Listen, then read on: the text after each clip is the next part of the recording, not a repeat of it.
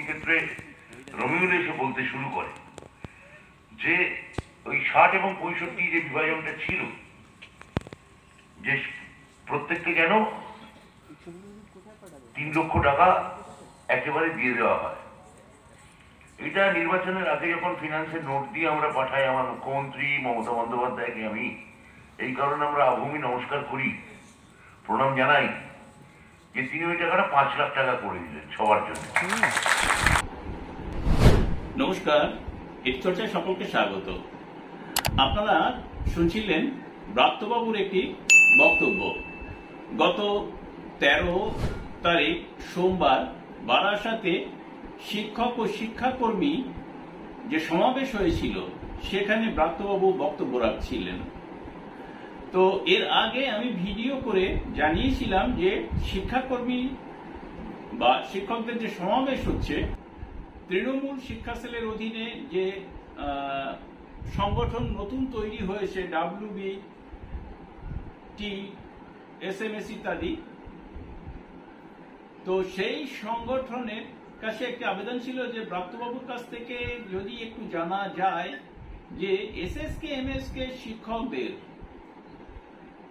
65 শিক্ষকদের 5 লাখ টাকা retirement benefit হয়েছে কি না সেই ব্যাপারে যদি একটু জানা যায়।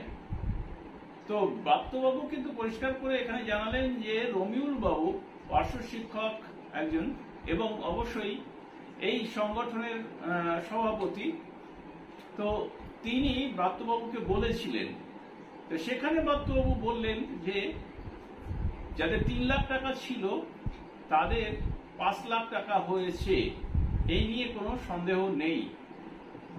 কিন্তু আমাদের প্রশ্ন ছিল যে যাদের 1 লাখ টাকা আছে তাদের 5 লাখ টাকা হয়েছে কি না। কিন্তু মাননীয় শিক্ষামন্ত্রী কিন্তু সেই বিষয়ে কোনো উল্লেখ করেননি।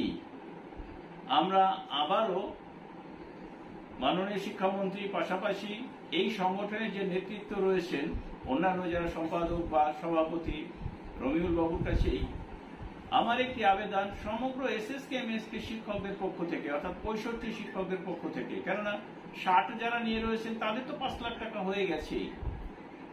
সেখানে উল্লেখই আছে যে 2 লাখ আর 3 লাখ যাদের আগে ছিল রিটায়ারমেন্ট বেনিফিট তাদের 5 লাখ করা হয়েছে, কিন্তু 1 লাখ যাদের ছিল তাদেরকে কি করা হয়েছে সে কথা কিন্তু উল্লেখ করেননি মাননীয় শিক্ষামন্ত্রীও। তাই আমি আবারও বলছি যে যাদের 1 লাখ টাকা রয়েছে, অর্থাৎ 65 শিক্ষকদের আগে 1 লাখ টাকা ছিল বা রয়েছে, তাদের 5 লাখ টাকা হয়েছে কি না সেই বিষয়ে যদি আপনারা একটু নিশ্চিত করতে পারেন মাননীয় শিক্ষামন্ত্রীর কাছে, বা দ্রুত যদি এরকম একটি নোটিফিকেশন জারি হয় তাহলে আমার মনে হয় খুব ভালো হয়। তো আশা করব SSK MSK এর পক্ষ থেকে এই সংগঠনে, অর্থাৎ তৃণমূল শিক্ষা সেলের অধীনে যে সংগঠন নতুন সংগঠন তৈরি হয়েছে পার্শ্ব শিক্ষক SSK MSK শিক্ষকদের নিয়ে, সেই সংগঠনের যারা SSK MSK শিক্ষক রয়েছেন তারা নিশ্চয়ই এই ব্যাপারটি নিয়ে শিক্ষামন্ত্রীর সঙ্গে আলোচনা করবেন ভায়া প্রেসিডেন্ট বা সম্পাদক। সকলকে ধন্যবাদ জানিয়ে শেষ করছি। ভালো থাকবেন, সুস্থ থাকবেন।